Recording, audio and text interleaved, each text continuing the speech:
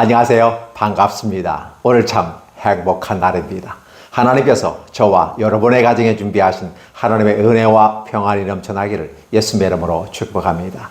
사사기 16장 1절로 14절에 있는 말씀 중심으로 세상 속의 그리스도인이란 제목으로 말씀을 나누고자 합니다. 세상 속의 그리스도인이란 이 단어가 사실은 어울리지 않는 것 같습니다. 그럼에도 불구하고 현실적인 것은 대단히 필요합니다. 그리스도인은 하나님의 사람입니다.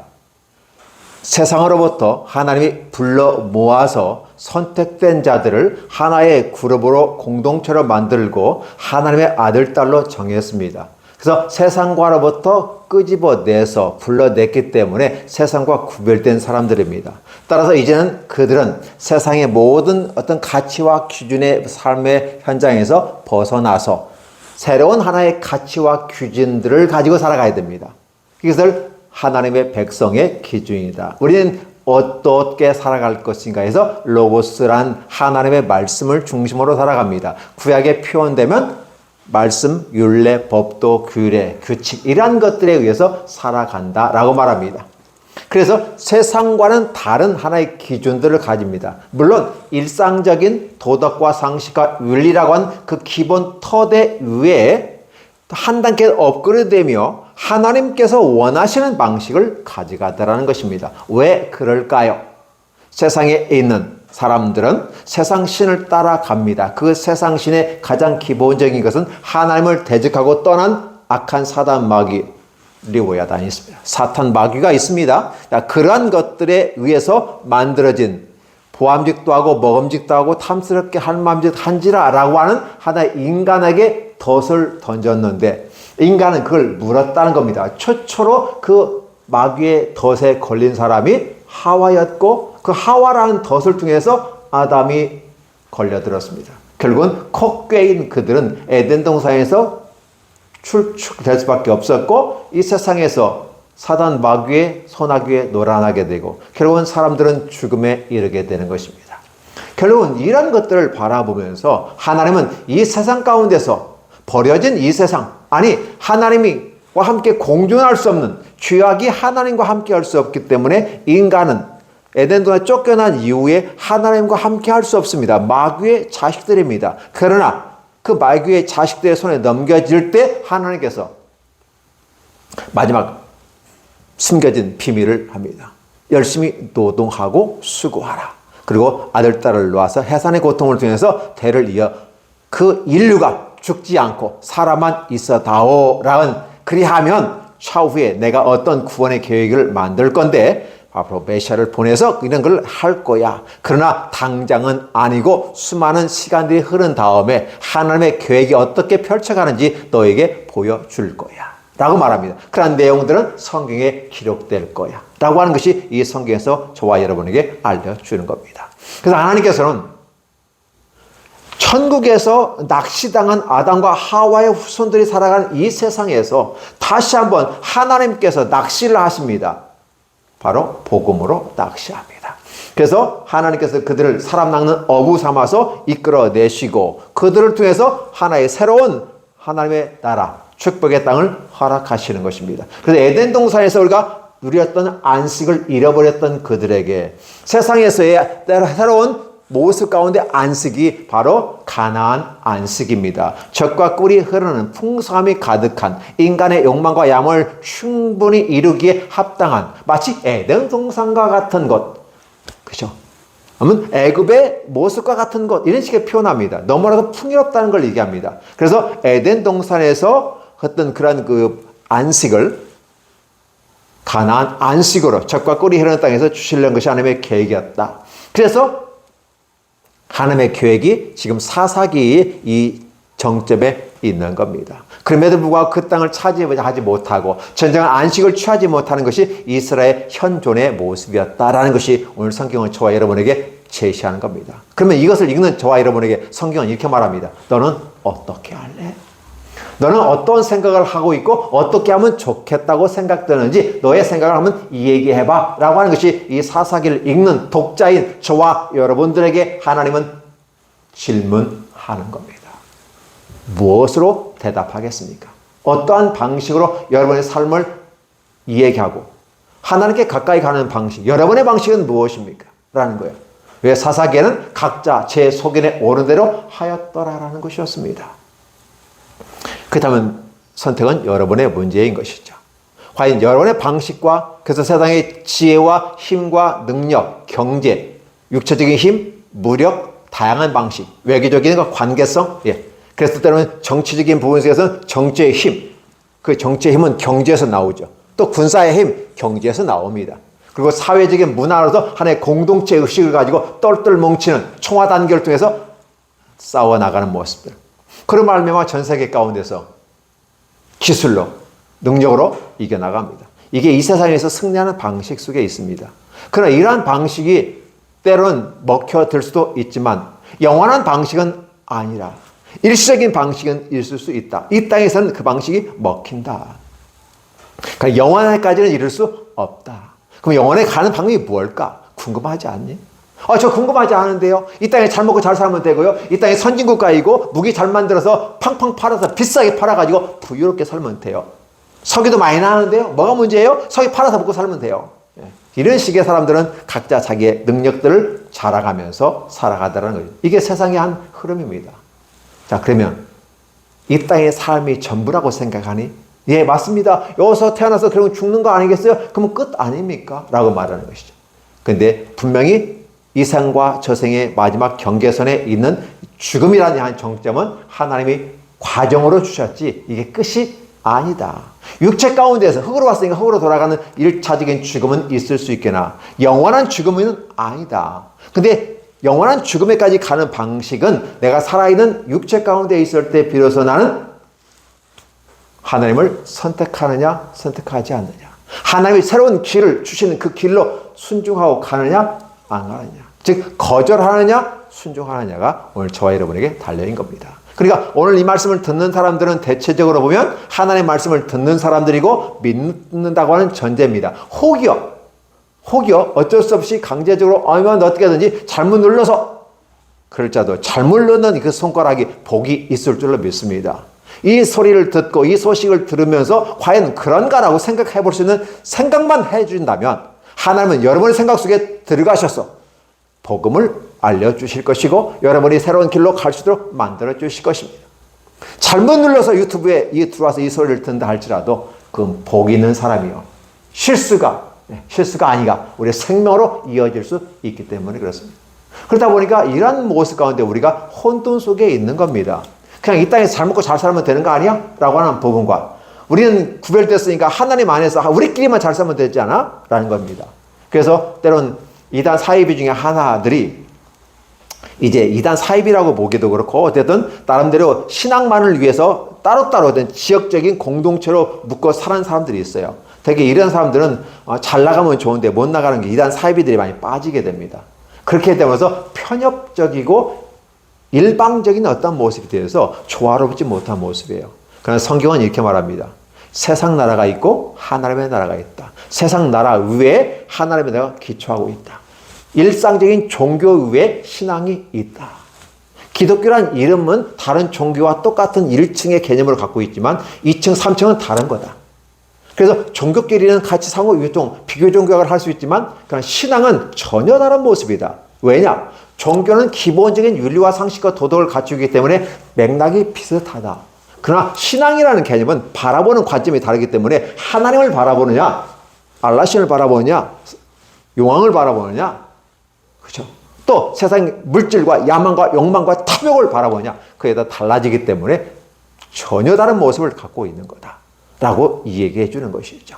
그런데도 불구하고 여전히 위를 바라보면 분명한 차이가 있는데 내려오면 이 땅에 발을 들이고 있기 때문에 종교란 이름으로 같은 맥락, 즉 이 종교는 사회, 문화 영역에 들어가기 때문에 같은 맥락으로 들어갑니다. 서로 같이 잘 살자. 타 종교끼리 미워하지 말고 사자. 예, 이건 굉장히 좋은 일입니다. 그러나 같이 잘 사는 건 좋은데 문제는 하나님 앞에 쓰느냐 우상 앞에 쓰느냐가 중요합니다. 하나님 앞과 우상이라는 개념은 진실이냐 가짜냐는 부분이에요. 그러면 이쪽에 있는 분들은 우리도 진짜인데 왜 너만 진짜라고 말하냐? 그건 독선적이고 편협한 거 아니야? 라고 말하지만은 1차적인 단계에서는 그렇게 보입니다. 비교적인 얘기니까. 그러나 위에서 바라보면 전혀 다른 모습이라는 겁니다. 이게 보여야만 합니다. 그래서 우리의 선택이 잘못됐는지 안 됐는지를 알 수가 있습니다. 우리가 무지개를 바라보면 무지개가 이렇게 보입니다. 반쪽만 보입니다. 왜? 가려져 있어서. 하나님은 이렇게 말합니다. 인간이 볼 수 있는 영역과 보지 못하는 영역이 있다. 보지 못하는 영역은 하나님의 영역에 두었다. 인간은 결국 볼 수 있는 영역만 본다는 것이 얘기합니다. 그러면 결국은 무지개를 우리가 이 땅에서 보면 이 땅에서 보는 겁니다. 현재 땅에 내가 두 발 들고 보면 이게 반쪽의 무지개만 보입니다. 그럼 무지개가 반쪽이 아니라는 사실을 여러분들은 경험해 보셨습니까? 저는 경험해 봤습니다. 비행기 위에서 무지개를 봤는데 무지개가 동그랗습니다. 그러니까 내가 지구 땅에서 지구가 크다 보니까 보여지는 부분이 반쪽밖에 안 보이지만 저 창공에서 비행기 위에서 바라봤을 때 무지개는 동그랗다는 것이었습니다. 이 모습을 바라보면서 인간의 관점에 그만큼 차이가 있구나라는 것을 얘기하는 거예요. 그래서 우리가 세상 속에 살아가는 우리들의 모습이 세상 속에 살아가는 가치와 기준을 바라보는 것은 50%는 맞는데 50%는 아니다라는 것이겠고, 인간이 보고 느끼고 경험한 오감가계에서 이루어지는 모든 것들이 하나의 진리를 말하지만 보이지 않는 영역도 있는데, 영적인 영역, 그쪽에 있는데 그걸 알 수가 없다. 그렇다 보면 이게 혼재되어 있다.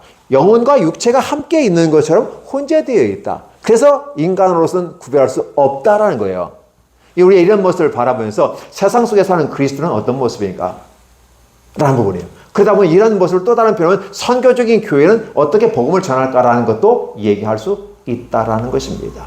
이런 걸 바라보면서 과연 우리는 혼란에 빠져서는 안 됩니다. 마치 로마 교회가 바벨론 종교를 전도하고 선교적 교회를 지향하며 가다가 결국은 어떻게 합니까? 1대1의 종교 통합을 합니다. 그렇게 되면서 혼합 종교가 되어버리는 겁니다. 갑자기 여인이 들어오고 아기가 들어옵니다. 한 여인이 들어오고 아들 담모스가 들어오는데 마리아와 예수의 모습으로 믹스가 되어서 하나 합니다. 그러니까 어떻게 합니까? 기가 막히게 맞아떨어지는 거죠. 어쩌면 그렇게 맞아떨어지는지 모르겠어요. 결국은 어떻게 합니까? 혼합 종교가 되어버리는 겁니다. 그래서 마리아 앞에서 기도하고 이러한 모습들이 비합리적임에도 불구하고 강력한 권력과 힘에 의해서, 조직 시스템에 의해서 밀어붙이니까 그 말이 진짜인 것 같고, 마리아를 너무 높이다 보니까 마리아는 예수님 외에 다른 아들을 낳지 않았어 라고 말하기도 합니다. 성경은 분명히 그의 동생들이 있음에도 불구하고 말입니다. 안타까운 일이 아니겠습니까? 그러면서도 성경 말씀을 운운하면 어렵지 않나? 당황스럽습니다. 그걸 모르고서 쫓아가는 사람들이 부지기수예요. 그 쫓아가는 사람들을 뭐라고 할 수 없는 이유는 그들은 종교 생활을 하기 때문에 뭐라고 할 수 없어요. 종교로 보면 똑같습니다. 그게 그거 아니겠어. 그러니까 분명히 신앙의 관점으로 바라보면 다르다는 걸 이해하는 거죠. 그래서 선교적 교회라고 하는 부분에 복음을 전파한다는 취지는 좋지만 어떻게 할 거냐라는 거예요. 혼합돼서는 안 된다. 이러한 것을 우리는 역사적인 근거로 삼아서 이제는 어떻게 돼요? 다른 문화 영역을 우리가 통합하고 동화시켜야 된다는 거예요. 그걸 강제적으로 하는 경우가 문제가 생기기도 합니다. 강제적으로, 군사적으로, 그렇게 해서 우리 기독교의 계통에서 나라들이 전쟁을 하게 되고 결국은 그렇게 함으로써 기독교의 좋지 못한 이미지가 펼쳐진 것도 사실입니다. 세상적인 군사력과 경제력의 힘으로 과시하면서 동화시키는 것 자체가 잘못됐다. 오늘 삼손이 힘으로 어떤 문화를 제압하고 한 나라와 종족을 없애는, 심판하는 모습이 힘으로는 할 수 있지만 부작용이 따르게 된다. 헷갈리는 게 많이 생긴다. 차별화되고, 그렇죠? 이런 것들로 말미암아 굉장히 무서운, 이 차별로 말미암아 다가오는 편견이 심각합니다. 오만과 편견이란 이런 소설도 우리가 있습니다. 영화로도 볼 수 있습니다. 이런 것들이 인간의 삶을 살아가는 악으로 다가오게 됩니다. 그래서 이런 것들을 어떻게 잘 구별하고 이해하고 살아갈까? 이것이 우리의 숙제인 것 같이 느껴지기도 하는 겁니다. 그래서 이제는 우리가 세상을 복음으로 통일시키는데 구라파에서 복음을 전파할 때 강력한 군사력과 경제적인 포의 힘으로, 그렇죠?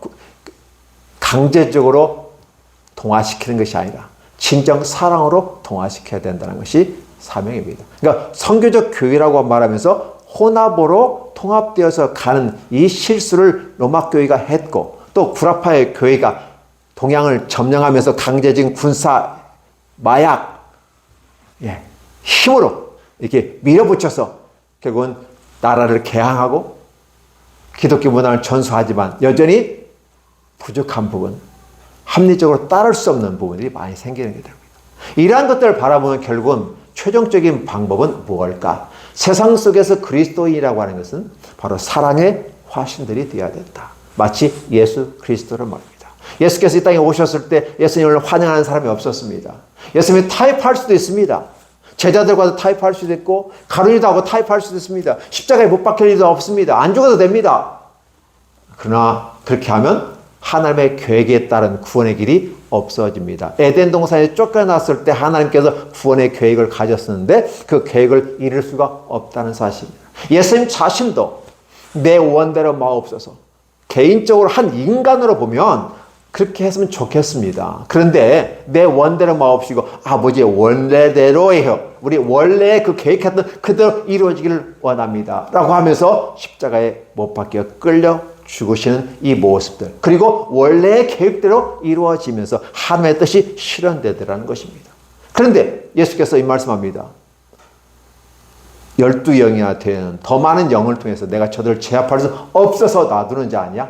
아니다. 하나님의 나라의 뜻을 이루기 위함이다 라고 주님 말씀하시면서 비록 내가 피해를 당하고 힘겨웠고 공격을 당하고 이름할 수 없는 고통을, 모욕을 겪지만 여전히 예수님은 이 세상을 사랑하는 마음, 사랑으로 세상을 덮어버리는 방법을 택함으로써 영원한 왕이 되시고 전 세계 모든 인류의 주인이 되신다는 사실입니다. 이러한 것들을 우리가 생각해 보는 거죠. 그러면 여전히 한국 교회가 로마 교회의 실수, 또 구라파 교회의 실수들을 답습하고 있다는 겁니다.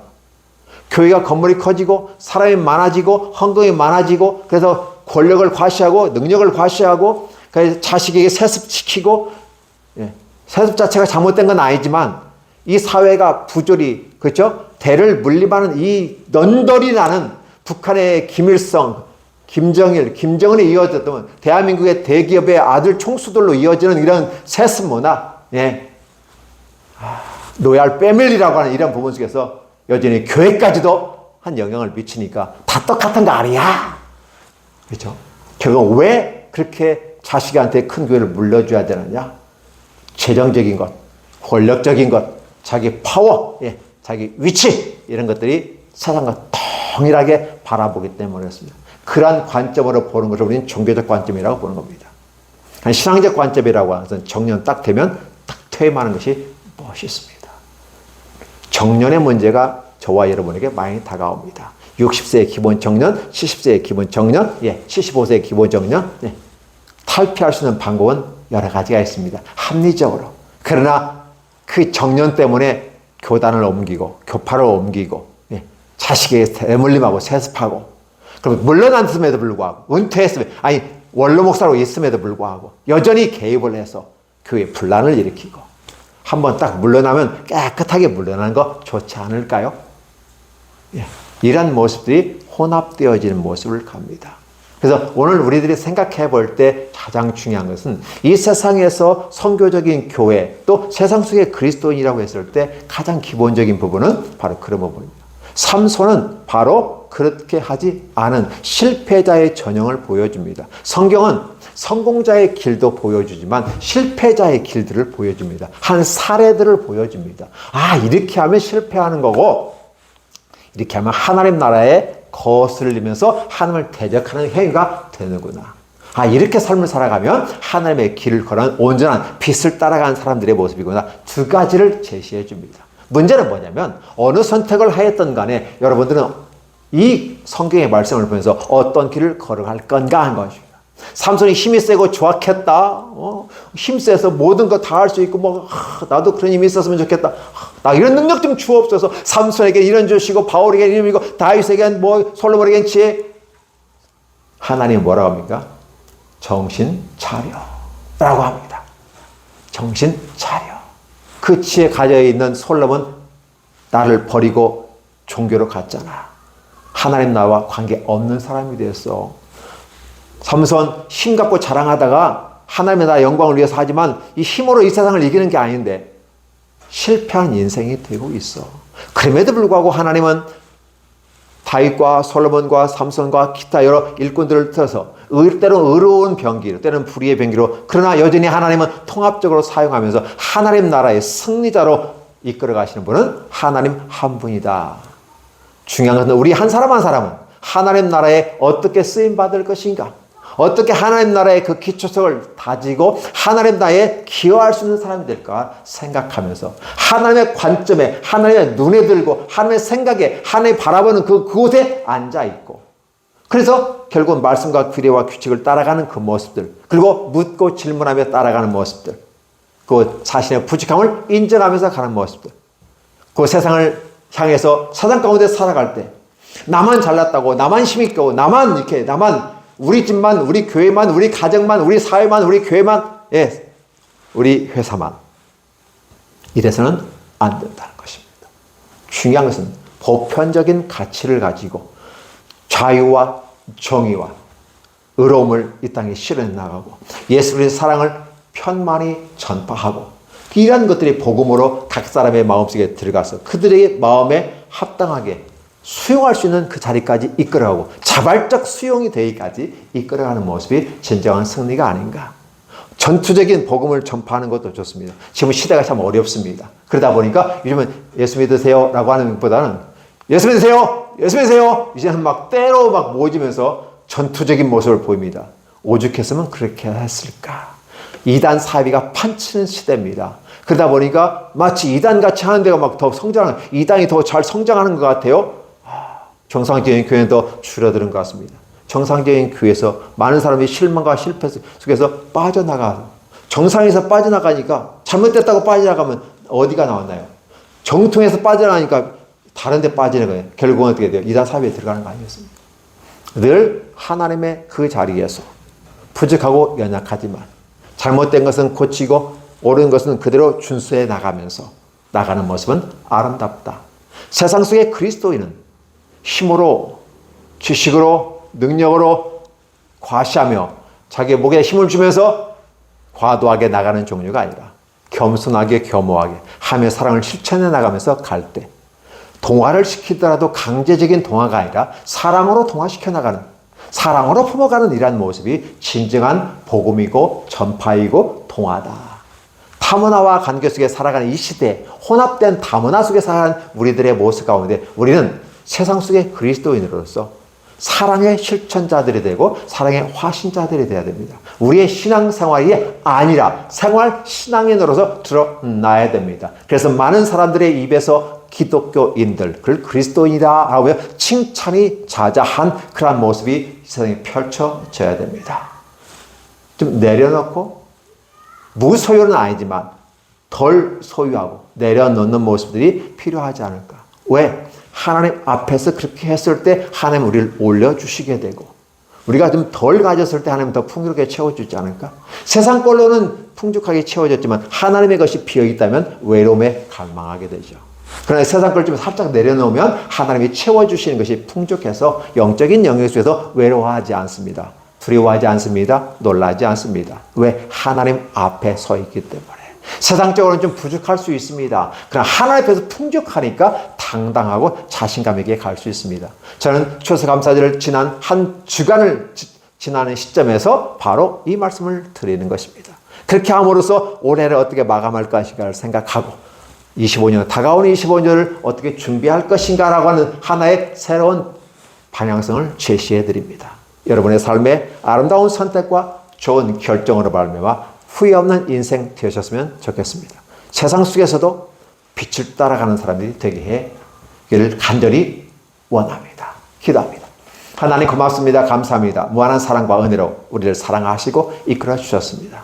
이제도 하나님의 놀라운 사랑과 은혜, 3대 절기가 다 지났습니다. 그리고 우리는 그 모습 가운데 한 해를 마감하는 시점에 다가오면서 크리스마스를 향해 갑니다. 그런 크리스마스 지나면 바로 새로운 세계가 열려집니다. 25년도라고 하는, 물론 공간과 위치는 같습니다. 그러나 시간대가 달라지고 숫자가 달라집니다.